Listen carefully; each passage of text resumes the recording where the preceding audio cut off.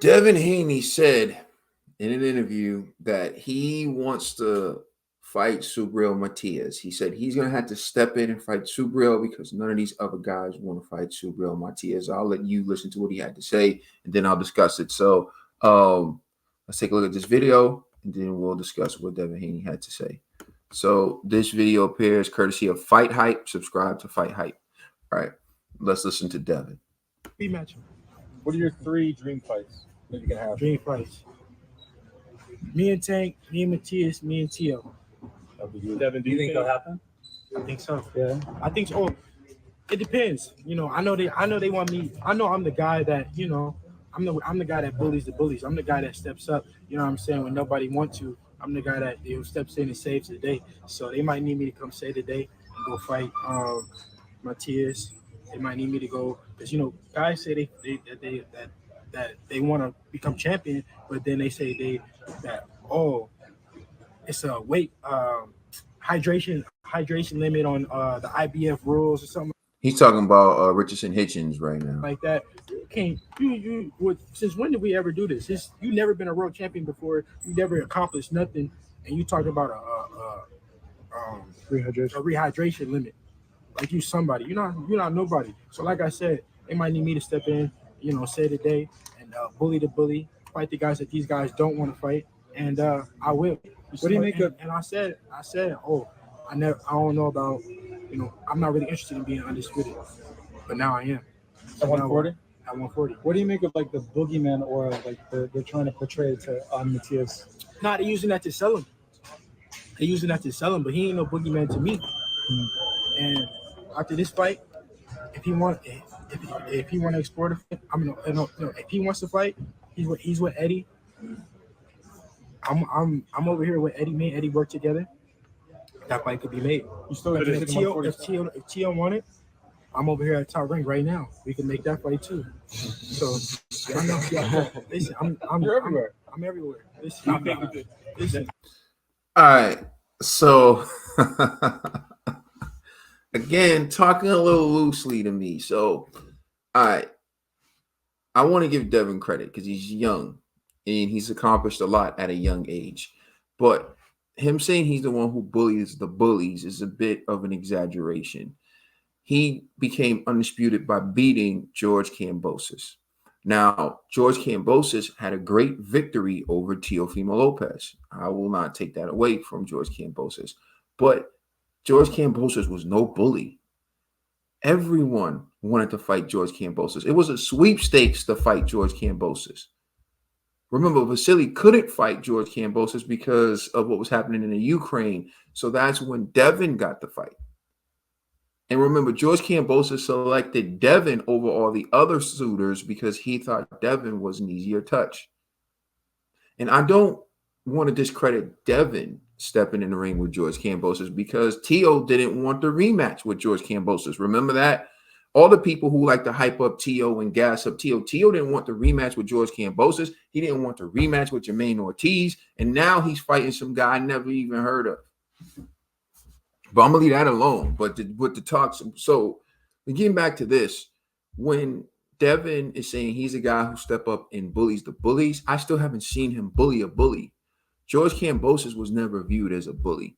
Vasily Lomachenko wasn't viewed as a bully. Vasily Lomachenko was actually the smaller guy in all of his fights at 135 because he moved up. He had to keep moving up. He was stopping guys. So you're not saying you're bullying the bully in fighting Vasily Lomachenko. Vasily Lomachenko is just a skilled boxer. And I say just a skilled boxer like that's nothing. Like that's everything. That's his calling card. That's what makes him special. Vasily Lomachenko is a talented boxer, but he's not a bully.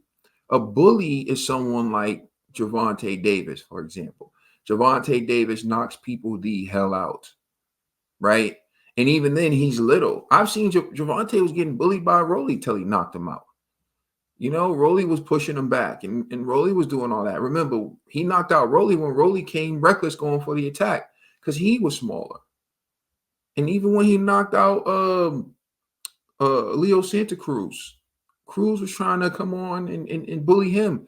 So, yeah, but I still would give Tank a bully rep because everyone knows Tank can knock you out. Subriel Matias, He's a bully. I'll give him a bully rep. He's a bully.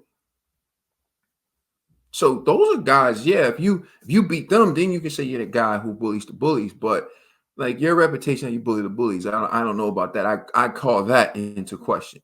Devin's very talented. Devin is one of the most accomplished fighters, especially at his age. But most accomplished doesn't mean that you bully the bullies. For example, Gervonta Davis actually knocked out Mario Barrios. You look at how much bigger Mario Barrios is than Gervonta Davis and what he's going on to do at 147, you got to say that's a very good win. Tank's win over Mario Barrios might be better, maybe a better quality win than Devin's. People are going to say Vasily Lomachenko, but there's really a debate as to whether or not Devin beat Vasily Lomachenko. That's how close that fight was. I mean, you can divide a room. Everyone's not convinced he beat Vasily Lomachenko. And in fact, I scored the fight for Vasily Lomachenko 115, 113. I can see a draw. I can see it going one way. Close fights. I like that. But again, it's debatable whether he beat Vasily Lomachenko. He dominated George Kambosos. I'll give you that. But George Kambosos, to me, isn't as good as Mario Barrios. So I'm not trying to discredit Devin. I'm just saying, like, when they say certain things about Devin, it's kind of, yeah, he dominated Regis Prograis. But if you watch Boxing Bros, I called that a mile away. Regis Prograis sloppy stylistically. He's technically flawed and all over. Now he's about to fight Ryan. Ryan was dropped by Luke Campbell, got back up, was able to win. Then Ryan fought Tank, got knocked out by Tank. Now if he goes and he beats Ryan, I'll give him credit. Ryan's a solid fighter. But again, like that's not an indication that you're bullying the bullies because you beat Ryan Garcia. And I'm not saying this, and I'm not making this video as hatred for Devin because I like Devin. I think Devin's a good fighter. I'm saying it as I want to see those fights. Just because Devin beat Kambosos doesn't mean he'd beat Tio. We already talked about the triangle theory. We saw it not work in 2 fights recently. We saw Joe Joyce beat Joseph Parker. Then we saw Jang beat Joe Joyce, and then we saw Joseph Parker beat Jang. We just saw last night, we saw Brian Mendoza beat Sebastian Fundora. Tim Tszyu beat Brian Mendoza. And then Sebastian Fundora beat Tim Tszyu. So you got to make the fights. You can talk. Talking is cute. It's cool. It's what sells. I respect that. But at the end of the day, you guys got to step in the ring. That's why people look at Matias as the boogeyman. They're not building Matias as the boogeyman. People are saying, why won't one of y'all fight this dude? He got a belt. You guys were collecting belts. You guys love to fight for belts. You love to fight Regis for his belt. So why not fight Subriel for his? Even Pitbull Cruz last night. He wins the title. He beats Rolly Romero, and he calls out Tio and Devin Haney. Says nothing about Subriel. Why don't you guys want Subriel's belt? All I keep hearing is he got no defense. He's easy to beat. Oh, he's not as good as people say he is. So why don't you guys go and fight Subriel? If he's that easy. I mean, you're not fooling the public when you say, oh, I'm going to have to be the one. I'm going to have to be the one. Oh, if he wants to, I'm with Eddie. We can make the fight happen. Nah, demand it next. You call the shots. You a boss. See, you can't act like you're a boss and then take a step back. Say it. Declare it the same way I said to Tim Tszyu. Say, after Ryan, if Subriel Matias beats Perot, I want the winner. Just say I want the winner of that fight. Because we all know if Perot beats Subriel Matias, everyone's gonna be calling him out. Everyone's gonna be calling Perot out. Or if Perot makes Subriel Matias look easy, or if he shows some kinks in the armor, then everyone's gonna start calling out Subriel then. Then people are gonna want to fight Subriel then. So why not call him out right now?